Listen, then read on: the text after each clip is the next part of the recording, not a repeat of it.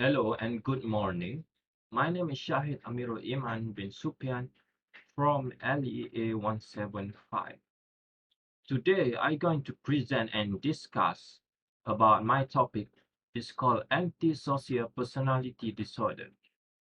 So let's get forward into it.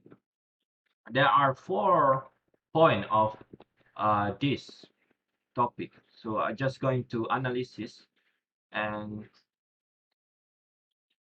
explain one by one, right? This is my poster. As you can see, there are 4 points of it. So I'm going to explain one by one. So what is antisocial personality disorder? So antisocial, in short, is called sociopath. It is a mental disorder in which a person constantly show no regard for right and wrong, and ignore the right and feeling of other. So basically, what we can see over here is a lot of people have antisocial personality disorder are criminal. Why? Because a lot of criminal, uh, when they commit something like against the law, they don't think about another. For example, stealing, killing, and kidnapping, underage raping, and a lot of that thing. A lot of people have antisocial personality disorder, have a problem in their childhood, growing up from their parent or their school life, maybe get bullied or something. So let's go to the type. There are two type of paranoid. There are two type of anti-personality disorder. So I'm just going to explain the first one and the second one, so you guys just easy to understand, because I do this in short so people can easily understand it. So okay, there are two type of it. So the first one is paranoid personality disorder. So the second one is borderline personality disorder. So listen what I'm trying to explain, all right? Because I don't want people to confuse about both of this, all right? So paranoid personality disorder is a people who have a trust issue and easy to get suspicion to other, even the other person who don't have any issue or not trying to do any bad thing to the person who have paranoid personality disorder. So for example, okay, um, you are a new student and move to a new school, right? So you have paranoid personality disorder. So there when you go to new school, you will be introduced by a teacher. Hey everybody, this is a new person. Say hi, and you can introduce yourself. So people who are normal, who don't have this disorder, they're going to easy to be friendly with other person, easy to trust other person, and easy to go along with another other person who are new or something like that. So back to what I'm trying to saying. So people who have paranoid personality disorder, back to the example I said about, uh, if you are a new student, you're going to meet a new person. So if you have this paranoid personality disorder, you will always feel suspicion to other person. As a student or something, you don't trust your teacher, you don't trust the friend inside your class. I hope you understand right now. So let's get forward to the borderline. What is borderline personality disorder? Borderline personality disorder is A person who always think about other person, what they think about, uh, uh, for example, about another. For example, okay, sometimes when you wearing a nice clothes, right? You think, oh, I look good, I look handsome. I cut my hair, I think I'm handsome. You don't think about another person, what people think about you. But people who have a borderline personality disorder, they're always thinking about another person, what people think about them. So this is going to give mental illness. For example, let's say you have a bad clothes, right? You're not handsome. You have a not uh and really an attractive personality like that. You and there was one person going to say, "You're not that handsome. You're not that great." And people who are don't have this personality borderline personality disorder, they will just ignore and don't think about it. But people who have this borderline personality disorder will always thinking about it. You know, "Oh, why cannot I be perfect like another person like that?" You see what I mean? Borderline is like you always thinking about another person, what they think about you. So a lot of people who have borderline personality disorder is going to have um, a lot of trouble getting in relationship. I mean, even they get into relationship, they will cause like, is she cheating? Is she don't like me? Is she not perfect for me? What is she going to think about me? For example, like that. So I hope you guys see here what the difference about my type, paranoid and borderline. Borderline, easy to get suspicion to other person. Borderline personality always thinking about somebody else about yourself. So let's go. We already understand the definition, type. Now let's go to the symptom. There is a lot of symptom, but I afraid this is not going to help me. Like the size of this poster, I think it's not enough. So I just pick up a few of them so you guys can easily understand. Wait, let me make my screen full screen. All right. The lack People who have anti-personality disorder have a lack of empathy for other and lack of remorse about harming another. So basically, a lot of people who have anti-personality disorder, one of the symptoms is less they don't think about other person when hurting them. For example, if you are a bully, right? A lot of bully have anti-personality disorder, antisocial personality disorder. Why I said this? Because a lot of people who are bully other don't feel anything about them. You get what my point? They don't think about how this when I punch other person, when I start to mocking, when I start to do bad thing to other person, when I start to injure another person, I don't feel anything about it. Just an example. For example, if you are a bully, a lot of people who are a bully have this antisocial personality disorder. So let's on also the criminal in our country or other country have this type of stuff too. Lack of empathy or another one of the systems, a big system this day. So let's go to the next point is unnecessary risk taking or dangerous behavior with no regard of safety of self other. So I think a lot of people have this do this day. For example, let's say you okay riding a boat in the river with your friend or other person. So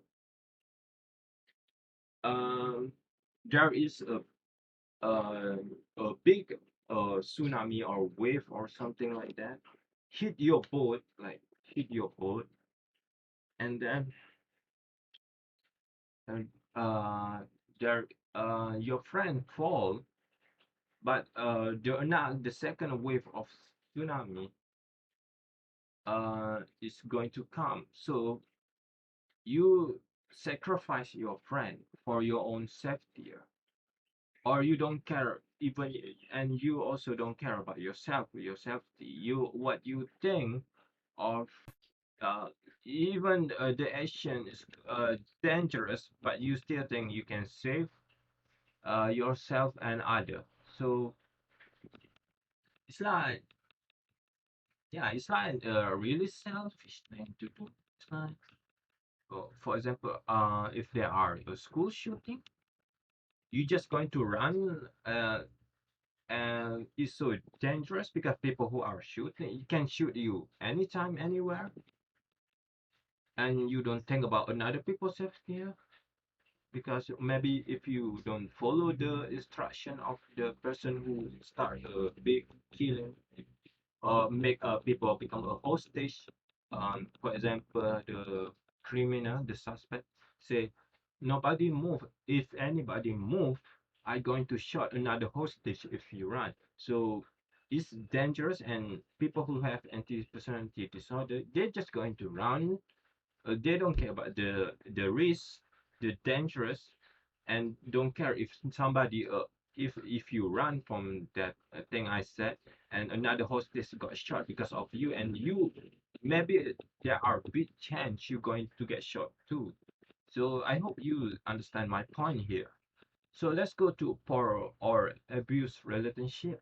People who have anti-personality disorder have a poor or abuse in relationship. How, what is poor and abuse? Abuse is like, there are a lot of type of abuse in relationship. For example, you have a girlfriend, but you don't appreciate your girlfriend. For example, your girlfriend do you like do a coffee for you, and you don't care about it, and you say, I don't want this coffee, I want something else. Why you not inside the kitchen, for example, like that? It's so obvious. A lot of people, this we face a lot of this abuse in real life. For example, like a married couple divorce because got text from another guy or something like that, and a husband hit a woman, their wife or something, because don't like the way they talk to them, a lot of things like that. So let's go to the last. Oops, sorry. Last one is fail to consider the negative consequences of behavior or learning from them. So basically, there's a lot of these things really happen in real life. For example, if you okay, somebody doing something wrong, right?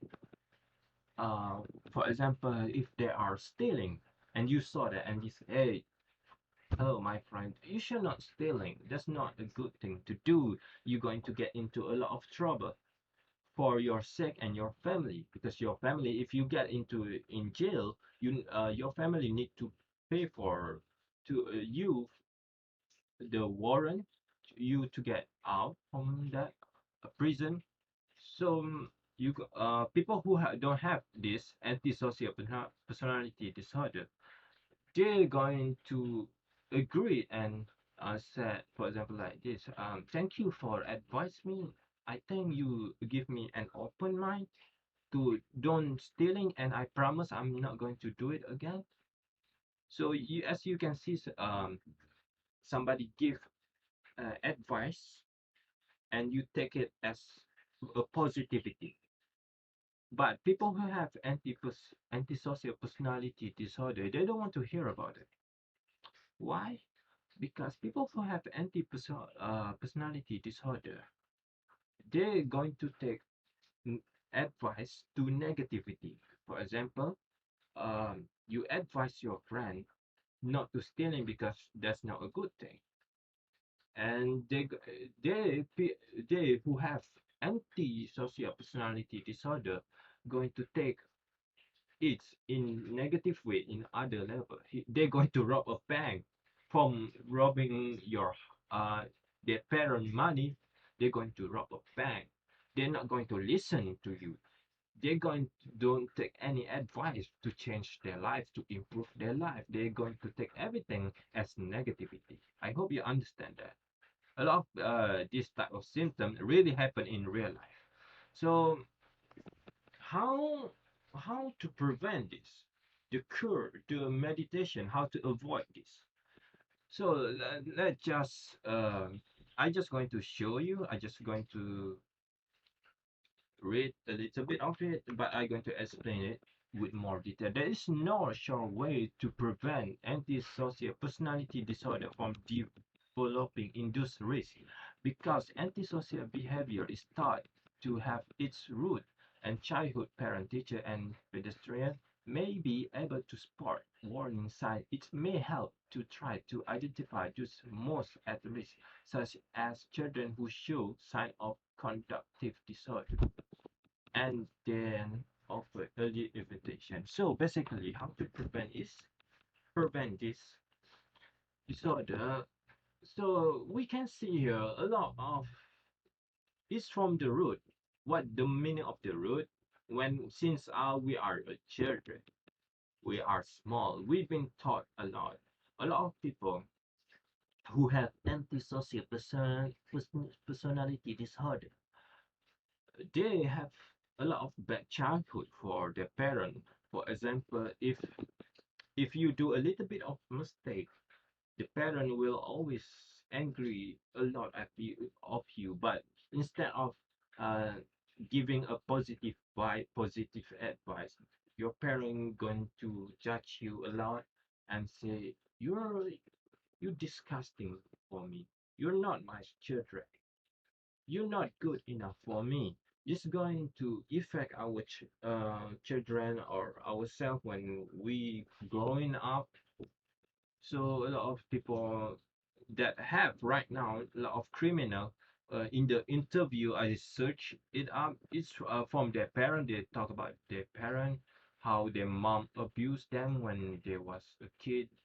They start to their behavior and what they think about another person become more less. So there is no really 100% prevention. I said 100, not really 100%, but there are half percent how to prevent it. It's from when we was since we born. So the parent should take care of the children and always give support to them, give a positive vibe for them, and a lot of people surround us should more respect about another person feeling instead of make fun of other. We should care about what people think, support them, make them happy, make them smiling. So one day they're going to be a better person. Maybe they're going to help us, or when we in the hard time situation like that, and this going to help prevention and a cure for them. So that's all. I hope you guys understand my present of my poster. I have all the point over here. Thank you for listening and 100% focusing on what I'm trying to say. And sorry of my bad English. I know my English is not that great, but with this English accent knowledge, um, I came far, from my village because my village don't really appreciate English. When you speak in English, they judge you. But um, there is one games that helping me talking in English make a friend from US or Canada or a lot of outside the country open my mind about this language, and I'm trying to improve each word I present about. every word I'm trying to say, every word I'm trying to identify. So if you guys want to improve your English, you should buy an Oculus Quest and try this application. It's called VR chat. It's going to help you meet a new person, the native speaker, and going to improve your English because you talk to them. So that's all for today. Thank you for listening again for my presentation poster. See you again. Thank you.